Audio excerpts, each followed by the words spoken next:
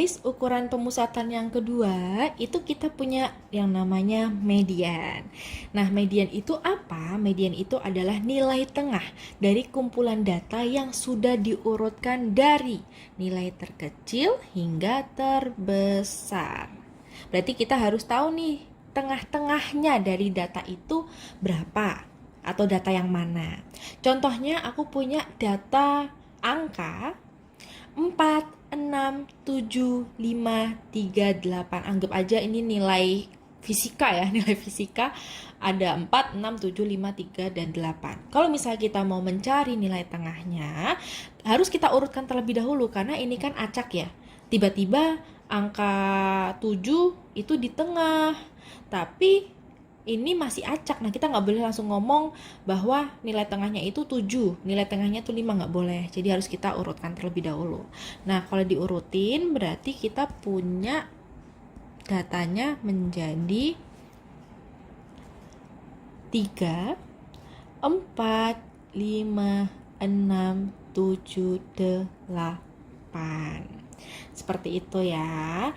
Nah, kalau misalnya kita lihat di sini, itu kan 4 ada di urutan pertama, tapi ternyata ada yang lebih kecil, yakni angka 3. Otomatis angka 3-nya ini kita pindah ke depan. Dan yang paling besar itu adalah 8 di posisi paling akhir. Nah, untuk mencari median, kalau misalnya jumlah datanya itu ganjil, mediannya itu di tengah. Contohnya, aku punya data, udah aku urutin ya, 4, 4, 5, 6, 7. Nah, kalau kalian lihat, ini kan datanya itu ada 5 ya, 1, 2, 3, 4, 5. N-nya sama dengan 5. 5 itu adalah angka ganjil, berarti jumlah datanya itu ganjil. Mediannya udah bisa kita lihat di tengah. Tengahnya itu adalah 5. Kirinya itu ada 2 data, di kanannya itu ada 2 data. Jadi benar-benar di tengah yang benar-benar membagi 2 kelompok. Seperti itu. Nah, kalau jumlah datanya genap, rata-rata mediannya itu adalah rata-rata dari 2 angka di tengah.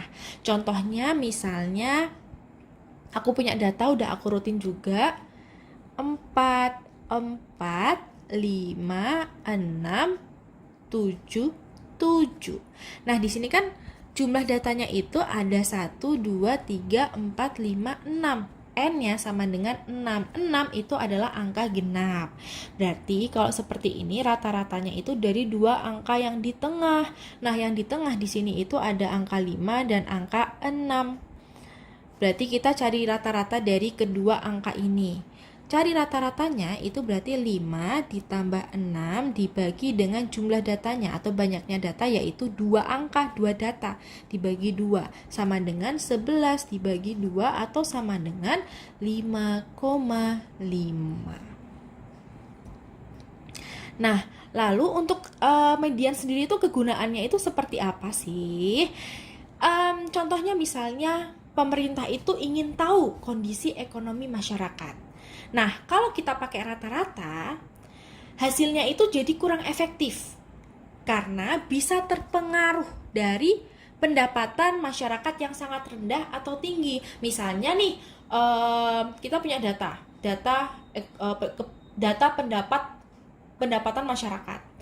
Tiba-tiba pendapatan masyarakat ini ada yang 100 M per bulan, ada yang 1 triliun per bulan. Nah, itu kan ekstrim sekali ya. Dia akan mempengaruhi hasil dari data-data orang yang mungkin pendapatannya cuma 2 juta per bulan, 4 juta per bulan. Jadi nantinya nggak valid kondisi ekonomi masyarakatnya.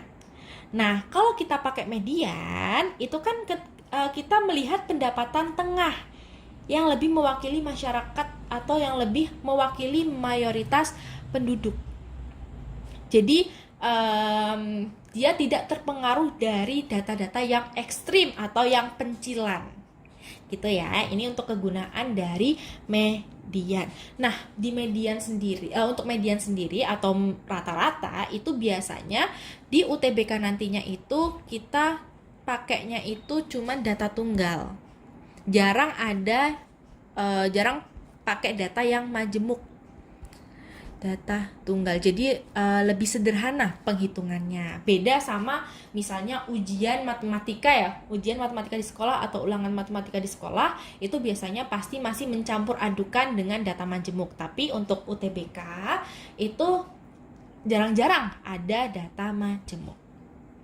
Lihat, jadi tadi udah aku sampaikan juga untuk median itu cocok digunakan untuk data yang punya nilai ekstrim atau distribusinya itu tidak merata. Jadi misalnya banyak banget yang dia itu pendapatannya itu cuma 2 juta, terus ada pencilan, ada data yang benar-benar ekstrim banget, ada yang 2 triliun. Nah, itu kan pasti akan mempengaruhi hasil, ya kan?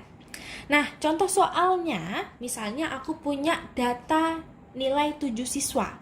Itu ada nilai 9, 8, 8, 9, 7, 6, dan 7.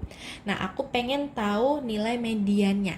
Nah, cara untuk mengerjakannya otomatis harus mengurutkan data terlebih dahulu. Karena ini kan acak ya.